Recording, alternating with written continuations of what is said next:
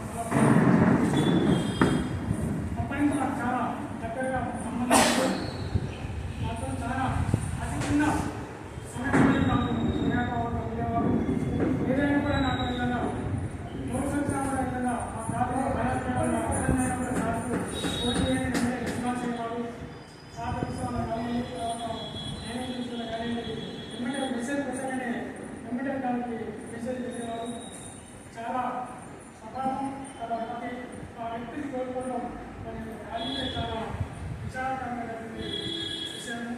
ఇలా చరిత్రను కూడా మనం ఎప్పుడు ఊహించలేదు. ఇలా మన సంస్కృత సభ అధికారులు చేస్తామని చెప్పి మనం ఊహించలేదు.